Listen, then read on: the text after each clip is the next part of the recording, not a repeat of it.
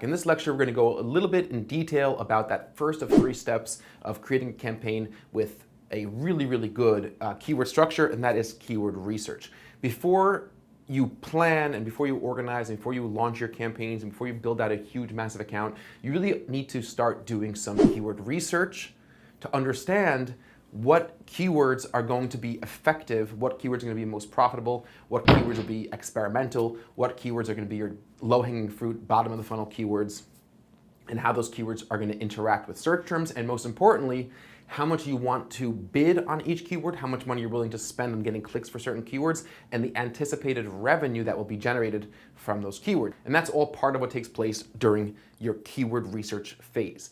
You should really be willing to spend time on keyword research. I think that, in my opinion, in my experience, the one element of campaign building that tends to get ignored the most or given the least attention is keyword research. For some reason, it's like optimizing and looking at attribution models and doing all sorts of different things, building out accounts to be bigger and bigger, where people are not really doing the hard work of researching keywords because it's difficult and it's time consuming, but it's really important. I guarantee you the keywords that you'll come up with off the top of your head that would be good for your campaign are probably about 10% of the keywords that would work. Most people, if you're, let's say we're advertising, like this example for Poppin, we're advertising office chairs.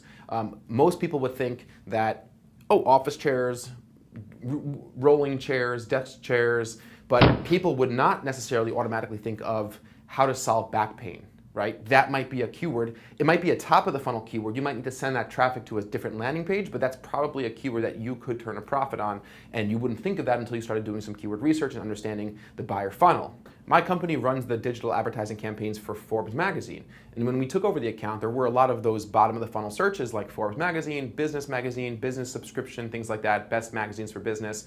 But when we started experimenting and researching, we saw a lot of search terms that were much more high top of the funnel. People looking for overall business advice, people looking for reading material for traveling. So while those might not be the most intuitive searches, and certainly those searches won't convert as well, but conversion rate is not the only metric. The key metric is profit. So again, we've mentioned this before, those more top of the funnel, what I call peripheral keywords that have less commercial intent for your product are typically less saturated, they're typically less expensive, and we're going to reiterate that point a couple times as we go along. But let's talk about keyword research, what it is, the goals from keyword research, and some tools. And in future lectures, of course, we're going to go and do this in more detail as we build out the account. I'm going to show you how to use each one of these tools in depth, so bear with me.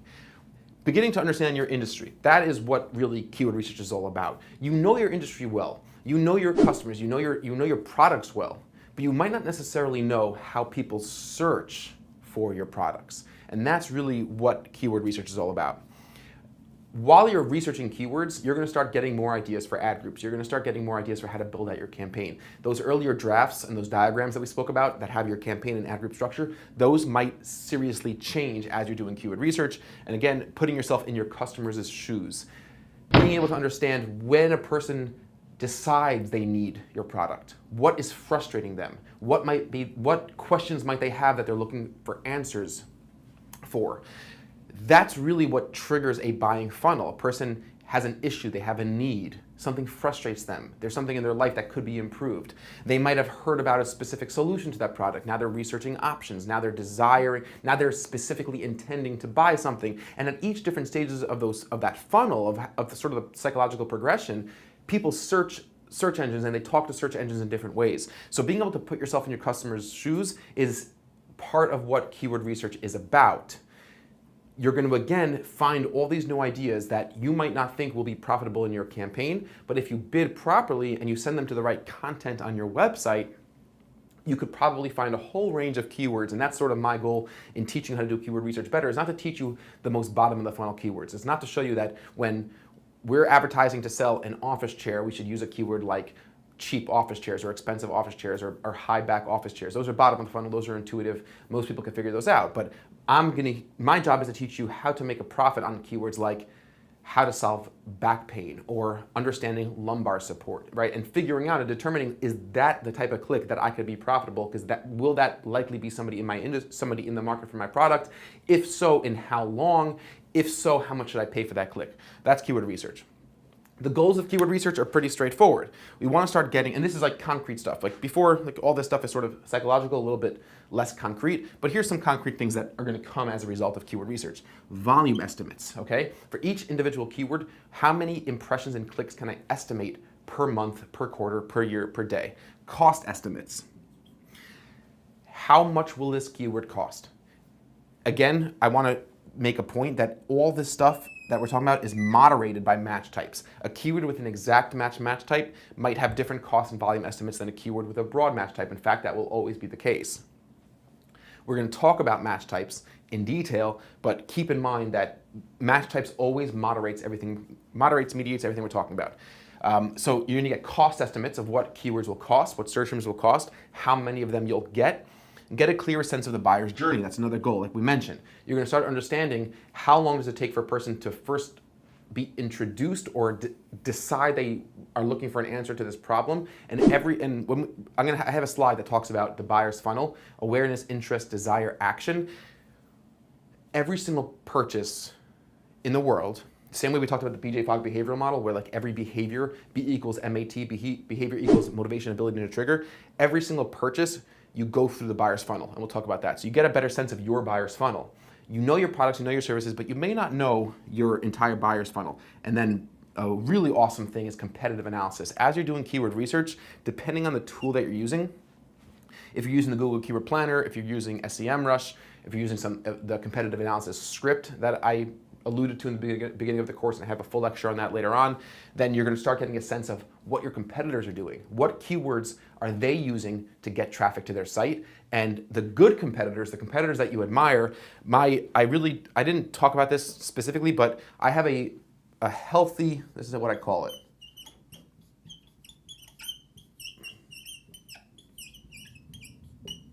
Healthy respect. You should have a healthy respect for the competition. Yes, you should want to demolish them. You should want to leave them in the dust, destroy them, be better than them. But the good competitors have a healthy respect for them. So when you're doing your keyword research, you're going to start seeing which of your competitors are buying this search term or buying this traffic. What ads are they showing for that keyword, and where are they sending that traffic to? Okay, so that's going to be a really, really, really crucial benefit of competitive analysis. Competitive analysis rather will be a really, really good benefit of good keyword research. Some of the tools we're going to go into detail. The Google Keyword Planner. A few years ago, the Google Keyword Planner was a really frustrating tool to use. It wasn't fun, it wasn't that helpful. It's much better now. It's much cooler, it's much sleeker. There's a lot of cool things we could show you, and you're going to be able to get those volume estimates and cost estimates from the Google Keyword Planner. Google Suggestions. At the bottom of a Google search page, Google has suggested searches, related searches, and autocomplete searches. And we're going to talk about each one of those. Those are good ideas to start getting more ideas for both negative keywords and positive keywords. SEMrush, which is a software that I like a lot. It's a paid software. We use this at our agency at a very high level. SpyFu, which is not a software that I personally use, but I have used it in the past. It's a similar software. It's a competitor to SEMrush. It's another one of these online softwares that you pay for that you can start getting some really good insight into keyword research, and most importantly, ask people. This is something that everybody overlooks. Go to your colleagues at work, go to your friends, your siblings, your children, your parents, whatever it may be, and if you're running a campaign for a carpet cleaning service, or you're running a campaign for an educational program, you're running a campaign for a product that you're drop shipping through Shopify or your Amazon store, whatever it may be, just bring a computer, go to a sibling or a coworker and say you wanted to buy, and just name your product. Don't give any more information. Do a search on Google for it, okay? Do this 10 times with 10 different people, and you'll be shocked at some of the ways people talk to search engines. Your way of thinking about it is totally biased based on how knowledgeable you are about your products. And that's the case with every single instance I've seen this.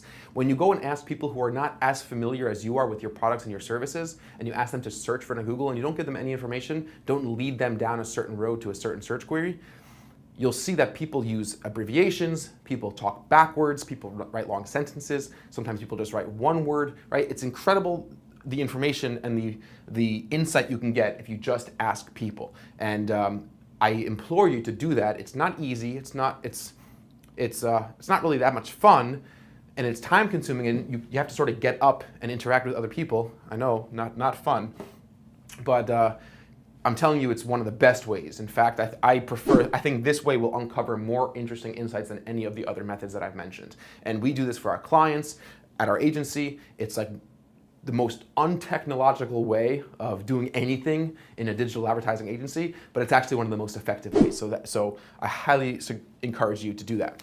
So that's keyword research in a nutshell. In the next lecture, we're going to talk about keyword planning, then we're going to go into keyword organization. We'll talk about, then we're going to talk about match types in depth, and then we're going to start getting back into the account and creating keywords, negative keyword lists. There's a lot to cover when it comes to keywords and how to manage them, how to actually manage them inside a Google Ads account. So I look forward to seeing you guys very soon in the very next lecture.